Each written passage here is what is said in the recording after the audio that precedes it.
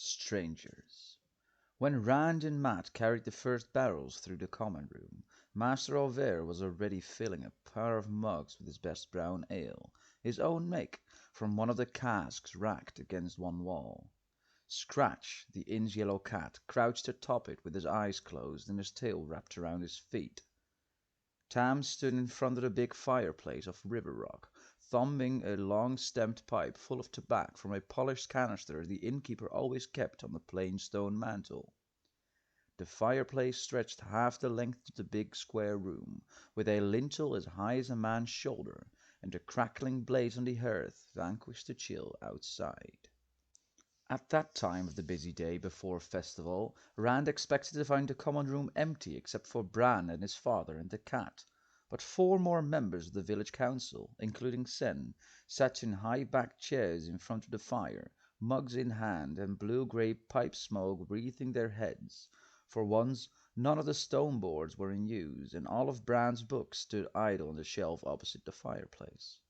The men did not even talk, peering silently into their ale or tapping pipe stems against their teeth in impatience as they waited for Tam and Bran to join them. Worry was not uncommon for the village council these days, not in Emmons Field, and likely not in Watch Hill or Devon Rye, or even Tarrant Ferry, though who knew what Tarrant Ferry folk really thought about anything? Only 2 of the men before the fire, Harold Luhan, the blacksmith, and John Thane, the miller, so much as glanced at the boys as they entered. Master Luhan, though, made it more than a glance. The blacksmith's arms were as big as most men's legs, roped with heavy muscle, and he still wore his long leather apron as if he had hurried to the meeting straight from the forge. His frown took them both in. Then he straightened around in his chair deliberately, turning his attention back to an overstudious tamping of his pipe with a thick thumb. Curious, Rand slowed, then barely bit back a yelp as Mat kicked his ankle. His friend nodded insistently toward the doorway at the back of the common room and hurried on without waiting. Limping slightly, Rand followed, less quickly. "What was that about?" he demanded as soon as he was in the hall that led to the kitchen. "You almost broke my—" "It's old Lewin," Mat said, peering past Rand's shoulder into the common room. "I think he suspects I was the one who—" He cut off abruptly as Mistress Auvert bustled out of the kitchen, the aroma of fresh baked bread wafting ahead of her. The tray in her hands carried some of the crusty loaves for which she was famous round Emmons Field, as well as plates of pickles and cheese. The food reminded Rand abruptly that he had eaten only an end of bread before leaving the farm that morning. His stomach gave an embarrassing rumble. A slender woman, with a thick braid of graying hair pulled over one shoulder, Mistress Auvert smiled in a motherly fashion that took in both of them. "There's more of this in the kitchen if you 2 are hungry, and I never knew boys your age who weren't, or any other age for that matter. If you prefer, I'm baking honey cakes this morning." She was one of the few married women in the area who never tried to play matchmaker with Tam. Towards Rand, her motherliness extended to warm smiles and a quick snack whenever he came by the inn. But she did as much for every young man in the area. If she occasionally looked at him as if she wanted to do more, at least she took it no further than looks, for which he was deeply grateful. Without waiting for a reply, she swept on into the common room. Immediately there was a sound of chairs scraping on the floor as the men got to their feet, and exclaimings over the smell of the bread. She was easily the best cook in Emmons Field, and not a man for miles around but eagerly leapt at the chance to put his feet under her table. "Honey cakes," Mat said, smacking his lips. "After," Rand told him firmly, "or we'll never get done." A lamp hung over the cellar stairs, just beside the kitchen door, and another made a bright pool in the stone-walled room beneath the inn, banishing all but a little dimness in the furthest corners. Wooden racks along the walls and across the floor held casks of brandy and cider, and larger barrels of ale and wine, some with taps driven in. Many of the wine barrels were marked with chalk in Bran Alver's hand, given the year they had been bought, what peddler had brought them, and in which city they had been made, but all of the ale and brandy was the make of Two River farmers, or of Bran himself. Peddlers and even merchants sometimes brought brandy or ale from outside, but it was never as good and cost the earth, besides, and nobody ever drank it more than once. Now, Rand said as they set their casks in the racks. What did you do that you have to avoid Master Luhan? Matt shrugged. Nothing really. I told Adanal Carr and some of his snot-nosed friends, Ewan Fingar and Dak Copeland, that some farmers had seen ghost hounds breathing fire and running through the woods. They ate it up like clotted cream. And Master Luhan is mad at you for that? Rand said doubtfully. Not exactly. Matt paused, then shook his head. You see, I covered two of his dogs with flowers so they were all white, and then I let them loose near Dag's house. How was I to know they'd run straight home? It really isn't my fault. If Mrs. Luhan hadn't left the door open, they couldn't have gotten inside. It isn't like I intended to get flour all over her house. He gave a bark of laughter. I hear she chased old Luhan and the dogs, all three, out of the house with a broom. Rand winced and laughed at the same time. If I were you, I'd worry more about Elspeth Luhan than about the blacksmith. She's almost as strong, and her temper's a lot worse. No matter, though. If you walk fast, maybe he won't notice you. Matt's expression said he did not think Rand was funny. When they went back through the common room, though, there was no need for Matt to hurry. The 6 men had their chairs in a tight knot before the fireplace. With his back to the fire, Tam was speaking in a low voice, and the others were leaning forward to listen, so intent on his words they would likely not have noticed if a flock of sheep had been driven through. Rand wanted to move closer, to hear what they were talking about, but Matt plucked at his sleeve and gave him an agonized look. With a sigh, he followed Matt out to the cart. On their return to the hallway, they found a tray by the top of the steps, and hot honey cakes filling the hall with their sweet aroma. There were 2 mugs as well, and a pitcher of steaming malt cider. Despite his own admonition about waiting until later, Rand found himself making the last 2 trips between cart and cellar while trying to juggle a cask and a piping honey cake. Setting his final cask in the racks, he wiped crumbs from his mouth while Matt was unburdening himself, then said, Now, for the glee. Feet clattered on the stairs, and Ewan Fingar half fell into the cellar in his haste, his pudgy face shining with eagerness to impart his news. There are strangers in the village. He caught his breath and gave Matt a wry look. I haven't seen any ghost hounds, but I hear somebody flowered Master Luhan's dogs. I hear Mistress Luhan has ideas who to look for, too. The years separating Rand and Matt from Ewan, only 14, were usually more than enough for them to give short shrift to anything he had to say. This time they exchanged one startled glance, then both were talking at once. In the village? Rand asked. Not in the woods? Right on top of him, Matt added. Was his cloak black? Could you see his face? Ewan looked uncertainly from one of them to the other, then spoke quickly when Matt took a threatening step. Of course I could see his face, and his cloak is green. Or maybe grey. It changes. It seems to fade into wherever he's standing. Sometimes you don't see him, even when you look right at him, not unless he moves. And hers is blue, like the sky, and 10 times fancier than any feast day clothes I ever saw. She's 10 times prettier than anybody I ever saw, too. She's a high-born lady, like in the stories. She must be. Her? Rand said. Who are you talking about? He stared at Matt, who had put both hands on top of his head and squeezed his eyes shut. They're the ones I meant to tell you about, Matt muttered, before you got me off onto... He cut off, opening his eyes for a sharp glance at Ewan. They arrived last evening, Matt went on after a moment, and took rooms here at the inn. I saw them ride in. Their horses, Rand. I never saw horses so tall or so sleek. They look like they could run forever. I think he works for her. In service, Ewan broke in. They call it being in service. In the stories. Matt continued as if Ewan had not spoken. Anyway, he defers to her, does what he says. Only he isn't like a hired man. A soldier, maybe. The way he wears his sword, it's part of him, like his hand or his foot. He makes the merchants' guards look like cur dogs, and her, Rand. I never even imagined anyone like her. She's out of the Gleeman stories. She's like... He paused to give Ewan a sour look. Like a high-born lady, he finished with a sigh. But who are they? Rand asked.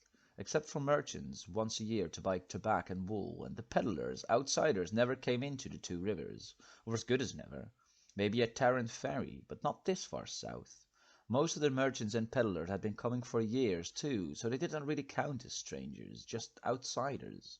It was a good 5 years since the last time a real stranger appeared in Emmons Field, and he had been trying to hide from some sort of trouble up in Ireland that nobody in the village understood.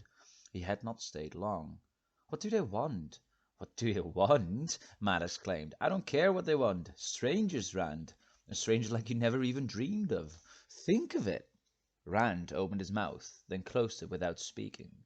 The black-cloaked rider had on his nerves as a cat in a dog run. It just seemed like an awful coincidence. 3 strangers around the village at the same time. 3, if this fellow's cloak that changed colours never changed to black. "Her name's Moiran," Ewan said into the momentary silence. "I heard him say it. Moiran, he called her. The Lady Moiran. And his name is Lan. The wisdom may not like her, but I do." "What makes you think Nineveh dislikes her?" Rand said. "She asked the wisdom for directions this morning," Ewan said, "and called her child." Rand and Matt both whistled softly through their teeth, and Ewan tripped over his tongue in his haste to explain. "The Lady Moraine didn't know she was the wisdom. She explained when she found out she did, and asked some questions about herbs and about who's who around Emmons Field, just as respectfully as any woman in the village. More so than some. She always asking questions about how old people are and how long they've lived, where they live, and oh, I don't know what all. Anyway, Nineveh answered like she'd bitten a green sweetberry. Then, when the Lady Moran walked away, Nineveh stared after her well, it wasn't friendly, I can tell you that." "Is that all?" Rand said. "You know Nineveh's temper. When Senbui called her a child last year, she thumped him on the head with her stick, and he's on the village council, and old enough to be your grandfather beside. She flares up at anything, and never stays angry past turning around." "That's too long for me," Ewan muttered. "I don't care who Nineveh thumps," Matt chortled, "so long as it isn't me. This isn't going to be the best Beltane ever. A gleeman, a lady. Could you ask for more? Who needs fireworks?" "A gleeman?" Ewan said, his voice rising sharply. "Come on, Rand," Matt went on, ignoring the younger boy. "We're done here. You have to see this fellow." He bounded up the stairs, with Ewan scrambling behind him, calling, "Is there really a gleeman, Matt? This isn't like the ghost towns, is it? Or the frogs?" Rand paused long enough to turn down the lamp, then hurried after them. In the common room, Rowan Hum and Sam O'Craw had joined the others in front of the fire, so that the entire village council was there. Ranald Vere spoke now, his normally bluff voice pitched so low only a rumbling murmur travelled beyond the close-gathered chairs. The mayor emphasized his words by tapping a thick forefinger in the palm of his hand, and eyed each man in turn. They all nodded in agreement with whatever he was saying, though Shen more reluctantly than the rest. The way the men all but huddled together spoke more plainly than a painted sign. Whatever they were talking about, it was for the village council alone, at least for now. They would not appreciate Rand trying to listen in. Reluctantly, he pulled himself away. There was still the gleeman, and these strangers. Outside, Bella and the cart were gone, taken away by Hugh or Tad, the inn stableman. Matt and Ewan stood glaring at one another a few paces from the front door of the inn, their cloaks whipping in the wind. "For the last time," Matt barked, "I am not playing a trick on you. There is a gleeman. Now go away. Rand, will you tell this woolhead I'm telling the truth so he'll leave me alone?" Pulling his cloak together, Rand stepped forward to support Matt, but words died as the hair stood on the back of his neck. He was being watched again. It was far from the feeling the hooded rider had given him, but neither was it pleasant, especially so soon after that encounter. A quick look about the green showed him only what he had seen before. Children playing, people preparing for festival, and no one more than glancing in his direction. The spring pole stood alone now, waiting. Bustle and childish shouts filled the streets. All was as it should be, except that he was being watched.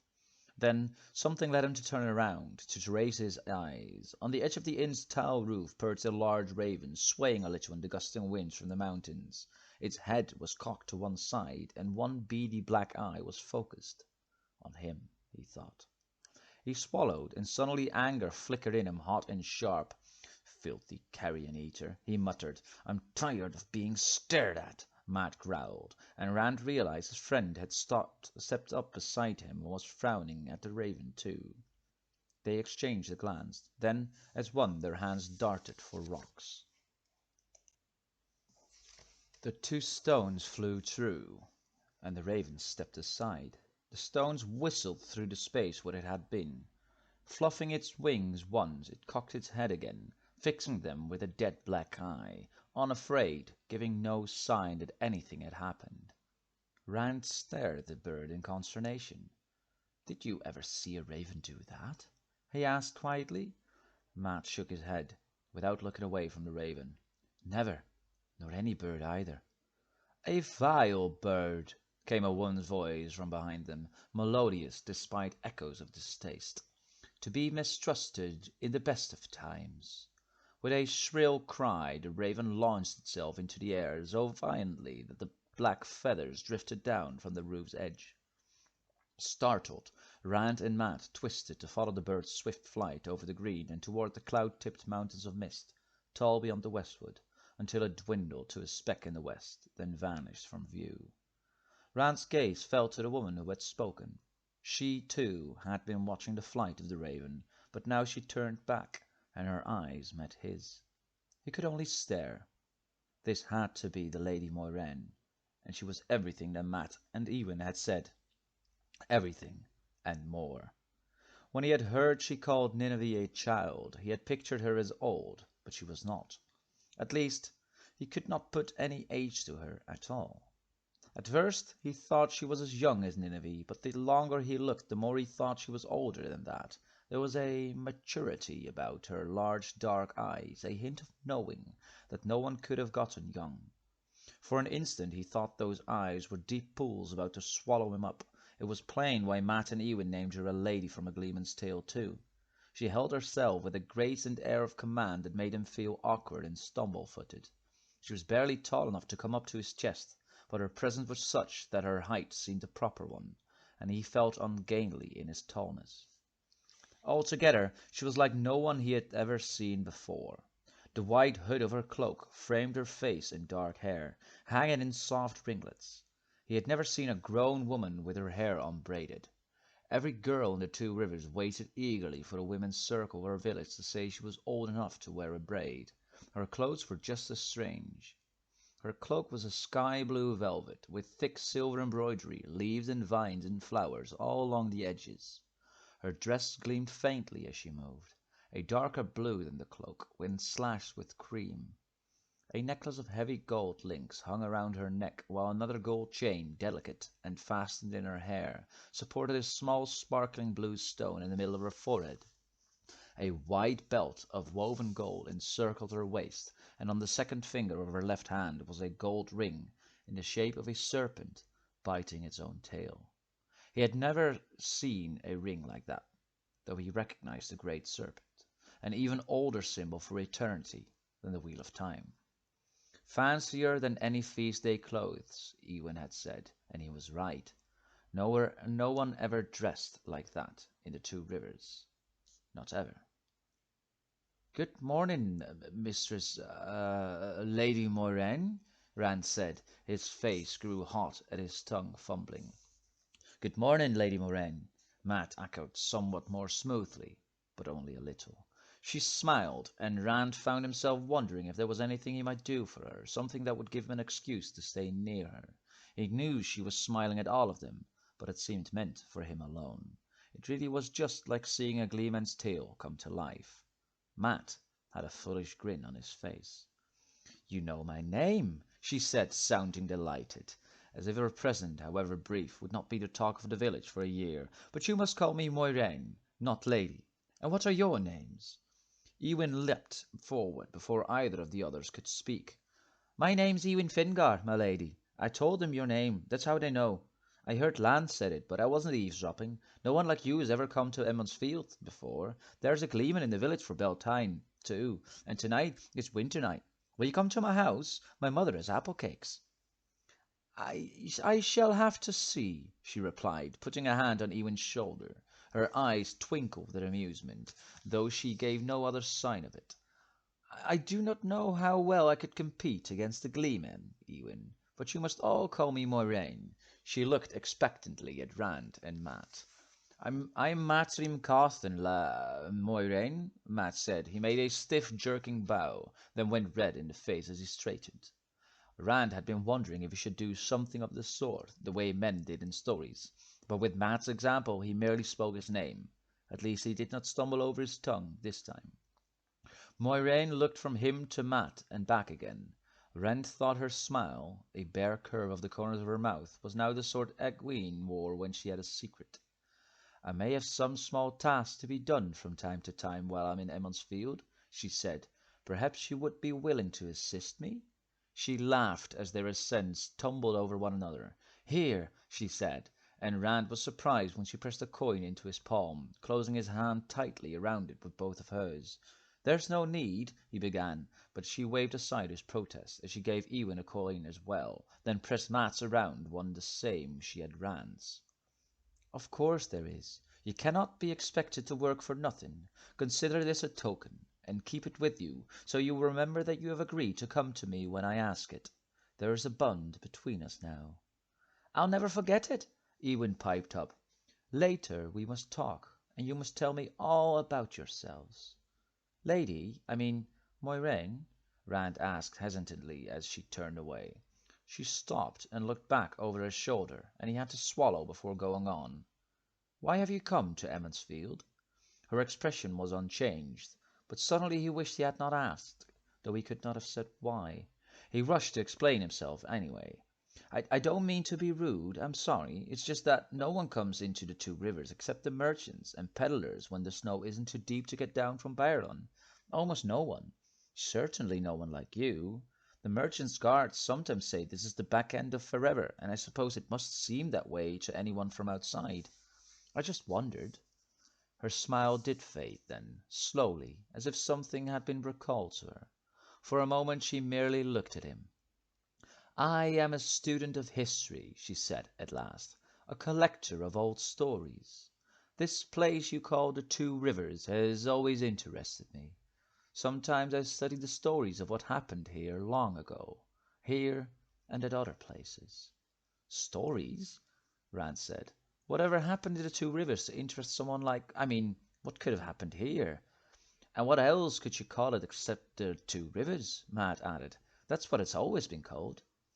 "As the wheel of time turns," Moiraine said, half to herself and with a distant look in her eyes, "places wear many names, men wear many names, many faces, different faces, but always the same man. Yet no one knows the great pattern the wheel weaves, or even the pattern of an age.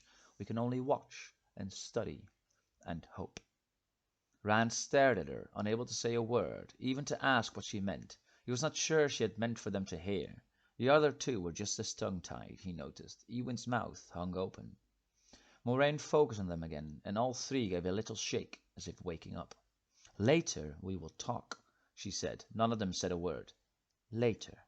She moved on toward the wagon bridge, appearing to glide over the ground rather than walk, her cloak spreading on either side of her like wings. As she left, a tall man Rand hadn't noticed before moved away from the front of the inn and followed her, one hand resting on the long hilt of his sword. His clothes were a dark greyish green that would have faded into leaf or shadow, and his cloak swirled through shades of grey and green and brown as it shifted in the wind. It almost seemed to disappear at times, that cloak, fading into whatever lay beyond it. His hair was long and grey at the temples, held back from his face by a narrow leather headband. That face was made from stony planes and angles, weathered but unlined despite the grey in his hair. When he moved, Rand could not think of anything but a wolf. In passing the three youths, his gaze ran over them, eyes as cold and blue as midwinter dawn. It was as if he were weighing them in his mind, and there was no sign on his face of what the scales told him. He quickened his pace until he caught up to Moiraine, then slowed to walk by her shoulder, bending to speak to her. Rand let out a breath he had not realized he had been holding. "That was Lan," Eowyn said throatily, as if he, too, had been holding his breath. It had been that kind of look. "I'll bet he's a warder." "Don't be a fool," Matt laughed. "Warders are just in stories. Anyway, warders have swords and armors covered in gold and jewels, and spend all their time up north in the Great Blight, fighting Ewo and Trollocs and such." "He could be a warder," Ewan insisted. "Did you see any gold or jewels on him?" Matt scoffed. "Do we have Trollocs in the Two Rivers? We have sheep. I wonder what could ever have happened here to interest someone like her." Something could have, Rand answered slowly. They say the inn's been here for 1,000 years, maybe more. 1,000 years of sheep, Matt said. A silver penny! Ewan burst out. She gave me a whole silver penny. Think what I can buy when the peddler comes. Rand opened his hand to look at the coin she had given him and almost dropped it in surprise. He did not recognize the fat silver coin with the raised image of a woman balancing a single flame on her upturned hand, but he had watched while Bran Alvera weighed out the coins merchants brought from a dozen lands, and he had an idea of its value. That much silver would buy a good horse anywhere in the Two Rivers, with some left over. He looked at Matt and saw the same stunned expression he knew must be on his face. Tilting his hand so Matt could see the coin but not Ewan, he raised a questioning eyebrow. Matt nodded, and for a minute they stared at one another in perplexed wonder. "What kind of chores does she have?" Rand asked finally. "I don't know," Matt said firmly, "and I don't care. I won't spend it either, even when the peddler comes." With that, he thrust his coin into his coat pocket. Nodding, Rand slowly did the same with his. He was not sure why, but somehow what Matt said seemed right. The coin should not be spent, not when it came from her. He could not think of anything else silver was good for, but... "Do you think I should keep mine too?" Anguished indecision painted Ewan's face. "Not unless you want to," Matt said. "I think she gave it to you to spend," Rand said. Ewan looked at his coin, then shook his head and stuffed the silver penny into his pocket. "I'll keep it," he said mournfully. "There's still the Gleeman," Rand said, and the younger boy brightened. "If he ever wakes up," Matt added. "Rand," Ewan asked, "is there a Gleeman?" "You'll see," Rand answered with a laugh. It was clear Ewan would not believe until he set eyes on the Gleeman. "He has to come down sooner or later." Shouting drifted across the wagon bridge, and when Rand looked to see what was causing it, his laughter became wholehearted. A milling crowd of villagers, from grey-haired oldsters to toddlers barely able to walk, escorted a tall wagon toward the bridge. A huge wagon drawn by 8 horses. The outside of its rounded canvas cover hung about with bundles like bunches of grapes. The peddler had come at last. Strangers and a gleeman. Fireworks and a peddler. It was going to be the best Beltane ever. Thank you for watching and listening. If you enjoy these kinds of audiobook, please drop a like and a subscribe. If there are any other types of book you'd like to listen to in the future, let me know in the comments down below. See you next time.